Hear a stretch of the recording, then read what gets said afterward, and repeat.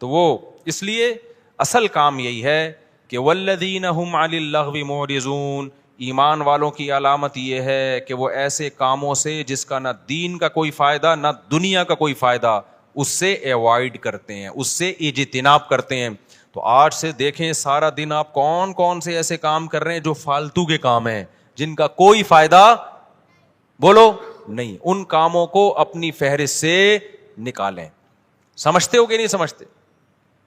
والذین هم للزکاۃ فاعلون، زکات دیتے ہیں. والذین هم لفروجہم حافظون، اپنی شرمگاہوں کی حفاظت کرتے ہیں. الا علی ازواجہم، سوائے اپنی بیویوں کے.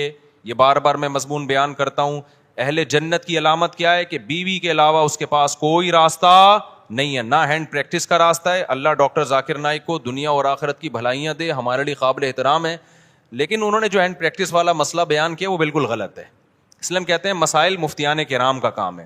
انہوں نے کہہ دیا کہ مجبوری میں جائز ہے، کہیں بھی جائز ہونے کی ہمارے پاس کوئی شرعی دلیل موجود نہیں ہے. قرآن نے صاف طور پہ منع کیا ہے.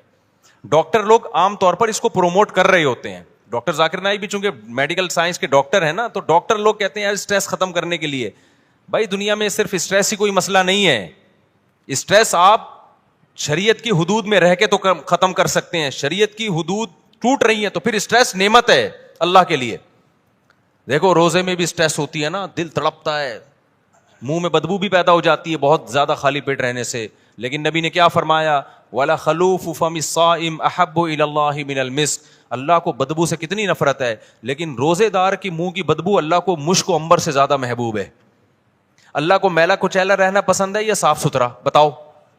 میڈیکل سائنس بھی کہتی ہے بھائی نیٹ کلین ہونا چاہیے بندہ. اللہ میاں بھی یہ کہتے ہیں، تبھی مسواک کا حکم دیا، نہانے کا حکم دیا، خوشبو کا حکم دیا، صاف کپڑے پہنے، پاک کپڑوں.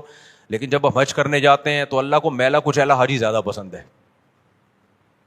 اب ڈاکٹر تو وہاں بھی کہے گا یار یہ میل کچیلا ایکچولی جرمس ایکچولی. بھائی اللہ کے لیے اب میلا کچیلا کیا ہے؟ پراگندہ بال، لمبا سفر، لمبا احرام. تبھی تو حج قران سب سے افضل ہے. ایک ہی احرام میں حج بھی کرو اور اسی احرام میں عمرہ بھی کرو، تاکہ احرام لمبا ہو جائے. کیونکہ جتنا احرام لمبا ہوگا خوشبو نہیں لگا سکتے آپ، بال نہیں کاٹ سکتے، کنگھا نہیں کر سکتے. تو دیکھو لو جو لمبے حج کرتے ہیں نا، احرام یہیں سے باندھ کے جاتے ہیں، تھوڑے دنوں میں ایسا لگ رہا ہوتا ہے مریخ سے آئے ہوئے ہیں، یہ کہیں پتہ نہیں کہاں سے آئے بندہ. تو اللہ کو یہی پسند ہے، حاجی ایسے ہی پسند ہے. نہانے کی اجازت ہے حج میں، صابن نہیں لگاؤ، خوشبو نہیں لگا سکتے. تو بس اللہ کا ایک نظام ہے، نارمل روٹین سے اللہ نے حاجی کو کیا کر دیا؟ ہٹا دیا اللہ تعالیٰ نے. اسلام میں بال رکھنے کا حکم ہے، کیونکہ حدیث میں آتا ہے اللہ جمیل ہے، جمال کو پسند کرتا ہے. تو بالوں میں کیا ہے؟ جمال. یہی وجہ ہمارے نبی بال رکھتے تھے، بڑے بال تھے آپ صلی اللہ علیہ وسلم کے. لیکن حج میں کیا ہے؟ بولو، بال کٹا دو. اچھا مجھے لوگ کہہ رہے ہیں آپ کے کیوں ہیں؟ اب تو عمرہ کیا آپ نے. ایک صاحب کہنے لگے اس پہ تو 6 عمرے اور ہو سکتے ہیں، اتنے بڑے بال ہیں. تو بھائی میں نے کہا قصر بھی تو ہے نا، ہم نے کئی دفعہ کرا لی، اب کیا ہے؟ قصر بھی سنت ہے، وہ بھی ٹھیک ہے. تو بہرحال بڑے بالوں میں زینت ہے، لیکن حج میں کیا ہوتا ہے؟ دہشت گردی کا جڑ سے خاتمہ.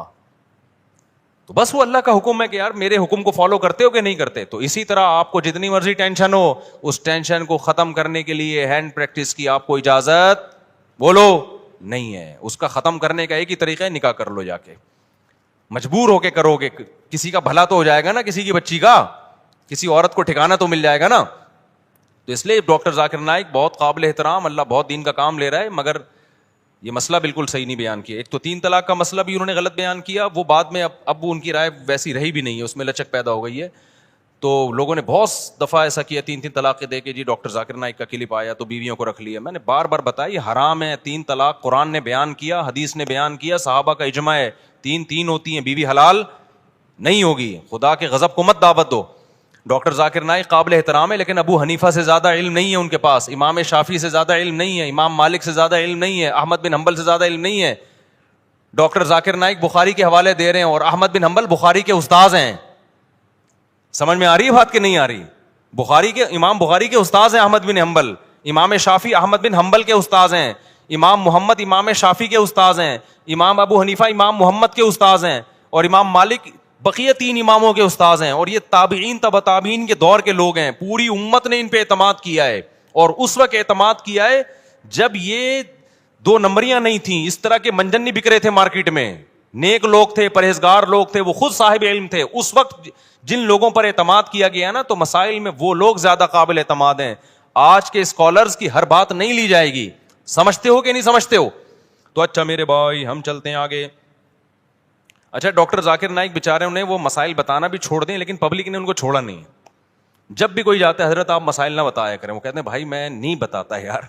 وہ ایک دفعہ شکایت کر رہے تھے کہ جو آتا ہے نا ایک ہی بات لے کے آتا ہے. تو اس لیے کہیں میرا پیغام جا رہا ہے نا لوگوں تک, کوئی ڈاکٹر صاحب سے ملنے کے لیے جائے نا تو کائنڈلی یہ والی بات ان سے نہ کرے. جائے تمیز سے ملاقات کرے, سلام دعا کرے, اور ان کے ادارے کے لیے کوئی تعاون کرنا ہے تو تعاون کرے, اور پتلی گلی سے آ جائے. جو جا رہا ہے کہ حضرت آپ نے وہ مسئلہ بیان کیا تو وہ مسئلہ بیان کیا, وہ کہہ رہے بھائی مجھے چھوڑ دو یار میرے حال پہ. چلو آگے میرے بھائی, جو کام وہ کر رہے ہیں اس میں ان کے ساتھ تعاون بھرپور طریقے سے کرنا چاہیے. جس غیر مسلموں کو دعوت دینا, کتنے لوگوں کو مسلمان کر لیا, اور کتنا قطر کی گورنمنٹ نے بھی بلایا نا. لوگ پہلے کہتے تھے کہ اسلام تلوار سے پھیلا ہے, اب لوگ کہیں گے اسلام فٹ بال سے پھیلا ہے. پہلے مشہور تھا کہ اسلام کس سے پھیلا ہے؟ تلوار سے. علماء نے بتایا نہیں جی اخلاق سے پھیلا ہے. اب نہ اخلاق سے پھیلا ہے نہ تلوار سے پھیلا ہے. اسلام کس سے پھیلا ہے؟ فٹ بال سے. قطر میں فٹ بال کا ٹورنامنٹ ہوا نا, پتہ نہیں کتنے لوگ مسلمان ہو گئے ڈاکٹر ذاکر نائک کے ہاتھ پہ. تو اس چیز میں ان کے ساتھ بھرپور تعاون کرنا چاہیے, اور ہر وقت جا کے طنز کرنا, تانے کرنا, یہ چیز بالکل بھی مناسب نہیں. چلو میرے بھائی ہم آگے چلتے ہیں. تو اللہ میاں نے یہاں پر بتایا کہ اپنی شرمگاہوں کی حفاظت کرتے ہیں, یعنی اپنی خواہش پوری نہیں کرتے سوائے اپنی بیویاں اور باندیوں سے. باندیوں کا سیٹ اپ آج کل کیا ہو گیا ہے؟ ختم. بین الاقوامی معاہدہ ہے, اب کوئی کسی کو باندی نہیں بنا سکتا. کوئی عورت آ کے باندی بننا بھی چاہے نا کہ میں آج سے آپ کی غلام ہوں, لونڈی ہوں, نہیں ہو سکتا. یہ سمجھتے ہو اسلام نے آزاد عورت کو یہ رائٹ ہی نہیں دیا کہ وہ کسی کی باندی بن جائے. وہ صرف جنگوں میں قید ہوا کرتی تھی, اور پوری دنیا